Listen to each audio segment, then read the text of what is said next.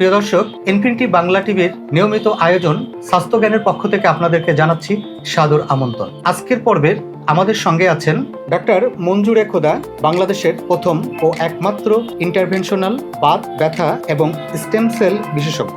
আপনি জানেন যে আমাদের বাংলাদেশে প্রায় প্রাপ্তবয়স্ক প্রতি 3 জনের একজন বাত ব্যথা রোগে ভোগে এবং চিকিৎসা করেও অনেকে তারা সুস্থ হতে পারেন না। এবং আমাদের গ্রাম অঞ্চলে বিশেষ করে বলবো যে একটি বদ্ধমূল ধারণা আছে যে চিকিৎসাতে বাত ব্যথা নির্মূল হয় না। তো স্যার, এই বাত সম্পর্কে আজকে আপনার কাছ থেকে আমরা জানতে চাই। জি, আপনাকে ধন্যবাদ এই গুরুত্বপূর্ণ প্রশ্নটি করার জন্য। এটি আসলে সময়েরই দাবি। আসলে বাত ব্যথা একটা ক্যাচওয়ার্ড। তো এটা আসলে আমরা বুঝাই যে এটা বৃহৎ সংখ্যক অটো ইমিউন রোগ আছে। এগুলো হলো শরীরের রোগ প্রতিরোধ ব্যবস্থা, আমাদের যে শরীরে যে ইমিউন সিস্টেম আছে, শরীরে যে প্রহরীগুলো আছে, এগুলো দেওয়া হয়েছে শরীরের ভেতরে জীবাণু যাতে আক্রমণ করলে যাতে তারা রক্ষা করতে পারে সেজন্য। তো আমাদের যে জিনগতভাবে যে অনেক ধরনের আমরা ত্রুটিপূর্ণ জিন আমরা বহন করি, এগুলো কিন্তু অনেক সময় নিষ্ক্রিয় থাকে। কিন্তু শরীরে যখন বিভিন্ন ধরনের পলিউটেন্ট বা বিষক্রিয়া ঘটে বা বিভিন্ন ধরনের দূষণ ক্রিয়া ঘটে বা আমাদের খাদ্যাভ্যাসের ত্রুটি ঘটে বা আমরা এক্সারসাইজ করি না, আমরা অনেক সময় অলস বা সেডেন্টারি জীবন কাটাই, আমাদের ওজন বেড়ে যায় এবং আমরা বিভিন্ন ধরনের মাদকদ্রব্য, ধূমপান, অ্যালকোহল, বিভিন্ন ধরনের যে খাদ্য দূষণ হয়, তো এগুলো কারণে অনেক সময় এই যে ত্রুটিপূর্ণ জিনগুলো অনেক সময় জেগে ওঠে এবং দেখা যায় যে শরীরের রোগ প্রতিরোধ ব্যবস্থাকে শরীরের বিভিন্ন অস্থিসন্ধি বা অভ্যন্তরীণ অঙ্গের বিরুদ্ধে লাগিয়ে দেয়। এবং যেটি হয় যে শরীরের রোগ প্রতিরোধ ব্যবস্থা তখন ভুল সংকেত পেয়ে আপনার নিজের অস্থিসন্ধি সহ বিভিন্ন ধরনের যে অভ্যন্তরীণ অঙ্গগুলো রয়েছে, রক্তনালী, ফুসফুস, কিডনি, ত্বক, এগুলোতে আক্রমণ করে বসে। যেটা হয় যে এই সমস্ত অটো ইমিউন রোগগুলা কিন্তু দেখা যাচ্ছে যে আমরা বলি এনভায়রনমেন্ট জিন মিসম্যাচ। এই অ্যাথরাইটিসের পেছনে কি লাইফস্টাইল বড় কোনো কারণ? জি, নিঃসন্দেহে। অনেক ক্ষেত্রে যেটা হচ্ছে এগুলো দীর্ঘমেয়াদী ভাবে থাকে, যে লাইফস্টাইলের যে ত্রুটি থাকে, খাদ্যাভ্যাস ত্রুটি থাকে। আমাদের বাংলাদেশে ব্যাপক হারে খাদ্য দূষণ হচ্ছে এবং বিভিন্নভাবে যে খাদ্য ছাড়াও যে প্লাস্টিকের অপব্যবহার, মাইক্রোপ্লাস্টিক, হেভি মেটাল এবং যে আমাদের যে আদার্স কিছু আছে, যে ইন্ডাস্ট্রিয়াল পলিউট্যান্টস, এগ্রিকালচার মানে কৃষি খাতে যে বর্জ্য বা যে কৃষি দূষণ এবং জিএমও খাদ্যের উপস্থিতির ফলে যা সমস্যা হয় যে আপনার যে রোগ প্রতিরোধ ব্যবস্থা থাকে সেগুলো আপনার বিরুদ্ধে লেগে পড়ে। এটাকে বলে ঘরের শত্রু বিভীষণ। তখন এগুলো আপনার অস্থিসন্ধি সহ বিভিন্ন অঙ্গ প্রত্যঙ্গে প্রদাহ তৈরি করে এবং এই প্রদাহটা অনেক সময় আমরা স্থানীয়ভাবে অনেক ধরনের অদক্ষ চিকিৎসক বা দোকান থেকে ব্যথানাশক ওষুধ, স্টেরয়েড নিয়ে খেয়ে আমরা দমন করি, ঠিক আছে। কিন্তু এই প্রদাহটা কিন্তু আপনার বৃহৎ হারে চলতে থাকে এবং এই প্রদাহগুলো অস্থিসন্ধিগুলোকে ক্ষয়ের দিকে নিয়ে যেতে থাকে এবং পর্যায়ক্রমে এটি অস্টিওআর্থ্রাইটিস হয় এবং মানুষের কার্যক্ষমতা নষ্ট করে দেয়। এবং রোগী যদি দেখা যায় যে অনেক ক্ষেত্রে এক্সারসাইজ না করে থাকে, তারা সঠিকভাবে তাদেরকে কর্মক্ষম রাখার যে প্রক্রিয়া, আমরা এখন ডেস্ক জব করি, অনেক ক্ষেত্রে আমাদের ঘুম হয় না, আমরা স্লিপ ডিসঅর্ডারে ভুগি, আমাদের মানসিক পীড়া, অনেক স্ট্রেস, অনেক ধরনের মানসিক চাপযুক্ত জীবন, এর ফলে দেখা যায় যে রোগ প্রতিরোধ ব্যবস্থা আরো উত্তেজিত থাকে এবং এক্ষেত্রে এই অটোইমিউন রোগগুলো তখন রোগীর জীবনকে ব্যথাযুক্ত করে তোলে এবং এই ব্যথাগুলো পর্যায়ক্রমে মানসিকভাবে রোগীকে পীড়াগ্রস্ত করে থাকে এবং আলটিমেটলি ফাইব্রোমায়ালজিয়া রোগের জন্ম দেয়। এই ক্ষেত্রে কোনো ভাইরাস জনিত কোনো কারণে কি আসলে বাত ব্যথা হতে পারে কিনা? জি, নিঃসন্দেহে। অনেক সময় দেখা যায় যে আমাদের যে ইমিউন সিস্টেম এই ভাইরাসের আক্রমণের ফলে ভুল সংকেত পেতে পারে, অটো ইমিউনিটি তৈরি হতে পারে। আমরা বলি যে বিভিন্ন ধরনের যে dengue virus, chikungunya virus, corona virus এবং ঘন ঘন প্রস্রাবে ইনফেকশন, মহিলাদের অনেক সময় ঘন ঘন প্রস্রাবে ইনফেকশন হয়, তারা অনেক সময় যে হাইজিন মেনটেনের কারণে, পানি কম খাওয়ার কারণে, প্রস্রাবের বেগ ধরে রাখার কারণে, তো আবার ধরনের ঘন ঘন টাইফয়েড, জ্বর হয়, ঠিক আছে। এরকম অনেক ধরনের ইনফেকশনের ফলে কিন্তু এই বাত ব্যথাগুলো আবার জাগ্রত হতে পারে। আচ্ছা স্যার, আমি এবার আপনার কাছে জানতে চাইবো যে আসলে কোন কোন লক্ষণ দেখা দিলে একজন মানুষ বুঝবে যে তিনি আর্থ্রাইটিসে ভুগছেন? এটা খুব ভালো একটা, সাধারণ মানুষ তো আসলে লক্ষণই দেখে তারা, ঠিক আছে। তো লক্ষণগুলোর মধ্যে কিছু আছে রেড ফ্ল্যাগ সাইন, আমরা বলি যে এটা খুব লাল সংকেত, এগুলো আপনাকে ভালোভাবে খেয়াল করতে হবে। অবশ্যই একজন আপনাকে বাত বিশেষজ্ঞের শরণাপন্ন হতে হবে, ঠিক আছে। বেশিরভাগ রোগী দেখা যায় তারা ব্যথা বিশেষজ্ঞের কাছে যায়, তারা অর্থোপেডিক ডক্টরের কাছে যায়, অনেক সময় এটা কিন্তু সঠিকভাবে তাদেরকে লক্ষণের মুক্তি দেয় না, কারণ রোগটি নির্ণয় হয় না। খেয়াল করতে হবে যে লক্ষণগুলো আপনার জোড়ায় জোড়ায় ব্যথা হতে পারে, ছোট ছোট আঙ্গুলগুলোতে ব্যথা হতে পারে এবং এগুলো সাধারণত বিশ্রামে থাকার পরে, সকালে ঘুমের থেকে ওঠার পরে বা শেষ রাতের দিকে হতে পারে।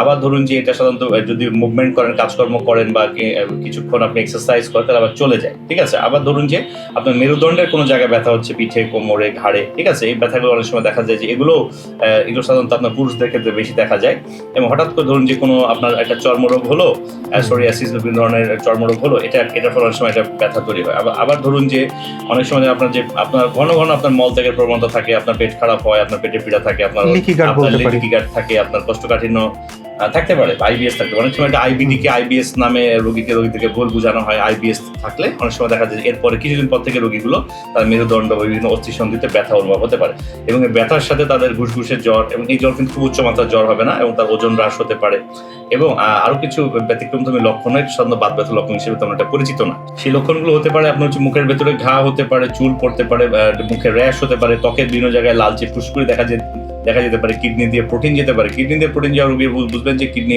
দিয়ে প্রোটিন খাওয়ার সময় প্রস্রাব প্রচুর ফেনা হয়।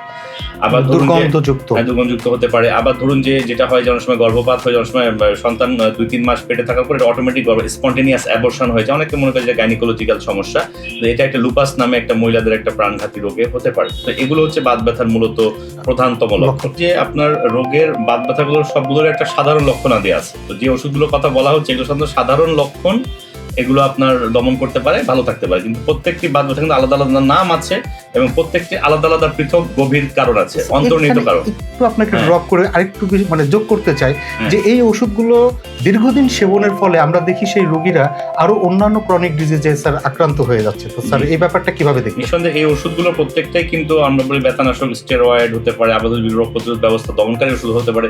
এর ফলে যেটা হয় যে রোগ প্রতিরোধ ব্যবস্থা পার্মানেন্টলি দমন হয়, এবং উপকারের চেয়ে ক্ষতির মাত্রা বেশি থাকে, এবং রোগ প্রতিরোধ ব্যবস্থা দমন হলে রোগীর বিভিন্ন ধরনের ইনফেকশনস, রোগীর বিভিন্ন কিডনি প্রবলেম, হৃদরোগ এবং ক্যান্সার পর্যন্ত হতে পারে। তো সেক্ষেত্রে এই ওষুধগুলো কিন্তু দেখা যাচ্ছে যে একটা নির্দিষ্ট সময় পর্যন্ত গ্রহণ করলে ভালো, কিন্তু আপনি এগুলো কিন্তু আপনাকে সম্পূর্ণ নিরাময় দেবে না, এগুলো সাময়িক নিয়ন্ত্রণ দিতে পারে। তাহলে স্যার আপনার কথার সূত্র ধরে কি এটা বলতে পারে যে আমাদের প্রচলিত যে চিকিৎসা ব্যবস্থাটা আছে এর মাধ্যমে বাত তাড়াইতে গিয়ে আমরা অন্যান্য অসুখকে আমন্ত্রণ জানাচ্ছি? এটা আংশিকভাবে সত্য, এবং এটা অনেকাংশেই এই ওষুধগুলো অনিয়ন্ত্রিত ব্যবহারে একদম সম্পূর্ণ সত্য। তো স্যার তাহলে এই সমস্যা থেকে আমরা কিভাবে মুক্তি পেতে পারি? জি ধন্যবাদ। এটা একদম পূর্ণ মুক্তির জন্য আপনার প্রথমে আগে রোগীর সঠিক ইতিহাস নিতে হবে। অনেকে দেখা যায় যে ইতিহাস গ্রহণে ত্রুটি থাকে, এবং প্রত্যেকটি বাতরোগ যে হচ্ছে, ধরুন আপনার গেটে বাত রিউমাটয়েড আর্থ্রাইটিস হতে পারে, স্পন্ডাইলো আর্থ্রাইটিস হতে পারে, কটিবাত, চর্মরোগজনিত সোরিয়াটিক আর্থ্রাইটিস হতে পারে, আবার আপনার মলত্যাগজনিত আইবিডি রিলেটেড আর্থ্রাইটিস হতে পারে, ঠিক আছে, অ্যাঙ্কাইলোজিং স্পন্ডাইলাইটিস হতে পারে, মহিলাদের এসএলই বা লুপাস হতে পারে, লুপাস নেফ্রাইটিস হতে পারে, ঠিক আছে, আবার ক্ষয়বাতজনিত অস্টিও আর্থ্রাইটিস হতে পারে, ঠিক আছে। তো এই যে আবার রক্তে ইউরিক অ্যাসিড বেড়ে গেলে সেটা এক ধরনের বাত হতে পারে। তো এই প্রত্যেকটি কিন্তু ভিন্ন ভিন্ন কারণ রয়েছে এবং অন্তর্নিহিত কারণ আছে তার অটোইমিউন সমস্যা কেন হলো। তো প্রথমত সঠিক হিস্ট্রি এবং চেক আপের মাধ্যমে তার কারণটি নির্ণয় করতে হবে এবং অন্তর্নিহিত কারণটি জানতে হবে। অন্তর্নিহিত কারণটি জানার পরে আপনি যদি রোগের মূল কারণে আঘাত করতে পারেন, কারণটি নির্মূল করতে পারেন, তবেই কিন্তু রোগটি নিরাময় করা সম্ভব। এগুলো কি স্যার ওষুধের সম্ভব, না আসলে আলাদা কোনো চিকিৎসা পদ্ধতি আপনার কাছে আছে? নিঃসন্দেহে এটা যখন আমরা রোগটা নিরাময় করার জন্য আমরা তাকে রোগটা নির্ণয় করি, কারণটি জানা হয়ে যায়। তো কারণে যদি রোগীর লাইফস্টাইলের কোনো ত্রুটি থাকে, বা তার যদি কোনো আমরা বললাম পরিবেশ এবং জিনের যে মিসম্যাচ, জিনগত ত্রুটিটাকে উত্তেজিত করা হচ্ছে, সেক্ষেত্রে আমরা রোগীকে জীবনাচরণ পরিবর্তনের পরামর্শ দিয়ে থাকি। এটি যেমন রোগীর দায়িত্ব বা তাকে সেটি মানতে হবে একটি নির্দিষ্ট সময় পর্যন্ত। আরেকটি হলো যে এই যে ঢালাওভাবে রোগ প্রতিরোধ ব্যবস্থা দমন না করে টার্গেটেড ভাবে বায়োটেক দ্বারা টার্গেটেড ভাবে রোগ প্রতিরোধ ব্যবস্থা, যে জায়গাটা সমস্যা, রোগ প্রতিরোধ ব্যবস্থা কিন্তু সব জায়গায় আপনার বিরুদ্ধে কাজ করছে না, একটি নির্দিষ্ট জায়গায় সমস্যা। তো সেই নির্দিষ্ট জায়গাটি নির্ণয় করে সেখানে যদি দমন করা হয় তাহলে কিন্তু টার্গেটেড চিকিৎসা আমরা বলি। সেক্ষেত্রে কিন্তু পার্শ্বক্রিয়ার পরিমাণ প্রায় হয় না বললেই চলে। এবং যদি কোনো কারণে রোগীর কোনো ক্ষয়বাত বা অস্টিওআর্থ্রাইটিস বা এই ধরনের কোনো ডিজেনারেটিভ প্রবলেম হয়ে থাকে, সেখানে আমরা রিজেনারেটিভ মেডিসিন বা আমরা পুনরুজ্জীবনী যুক্ত যে ঔষধ আমরা বলি, সেটা হলো অ্যাকচুয়ালি ঔষধ না, সেটা রোগীর শরীরের বিভিন্ন প্রাকৃতিক উপাদান, যেমন অনুচক্রিকা সমৃদ্ধ রক্তরস, অস্থি মজ্জা থেকে সংগৃহীত স্টেম সেল, রোগীর মেদভুঁড়ি বা চর্বি থেকে সংগৃহীত স্টেম সেল, নাভিরজ্জু থেকে সংগৃহীত কর্ড সেল, এগুলোর মাধ্যমে কিন্তু আমরা রোগীর অস্থিসন্ধিগুলোকে আবার পুনরায় তার সাবেক অবস্থায় নিয়ে যেতে পারি। সর্বশেষ আমাদের দর্শকদের উদ্দেশ্যে কি বলবেন? জি, আপনাকে ধন্যবাদ। আসলে আপনি যেটা বললেন যে 4 কোটি লোক বাংলাদেশে এখন কোনো না কোনো ধরনের ব্যথার সমস্যায় ভুগছে, তো দর্শক সহ আপনার জনগণের উদ্দেশ্যে আমি এটা বলতে চাই যে এই যে বাতরোগগুলো এখন কিন্তু আর মোটেই এটা আপনাদের দুশ্চিন্তার কারণ নেই যে এটা ভালো হয় না, এবং একদম কুসংস্কার ঝেড়ে ফেলুন। এটা শুধুমাত্র আপনার সঠিক কারণ নির্ণয় এবং কারণের যে মূল যে সমস্যাটি সেটিকে নির্মূল করে দিলে বাতরোগগুলোকে নিরাময় করা সম্ভব। এবং রোগী যদি সঠিক জীবনাচরণ থাকে, আমরা বলি প্রিভেন্টিভ মেডিসিন বা এটাকে প্রতিরোধ করা, যদি সঠিক খাদ্যাভ্যাস থাকে আপনি যদি দূষিত খাদ্য এড়িয়ে চলতে পারেন, ভারী ধাতু, কীটনাশক, অতিরিক্ত জিএমও খাবার এবং অতিরিক্ত ভাজা খাবার, তেল পোড়াযুক্ত খাবার, এগুলো যদি আপনি অ্যাভয়েড করতে পারেন, আপনি যদি আপনার শরীরে ওজনটা ঠিক রাখতে পারেন, আপনি যদি সুষম খাদ্য গ্রহণ করতে পারেন এবং পুষ্টিকর খাদ্য গ্রহণ করতে পারেন, এবং সবচেয়ে গুরুত্বপূর্ণ বিষয় হলো আপনার পেটের স্বাস্থ্যকে, আপনার নারীর স্বাস্থ্যকে ভালো রাখতে পারেন, তাহলে কিন্তু আপনি বাতরোগগুলোকে এড়িয়ে চলতে পারেন।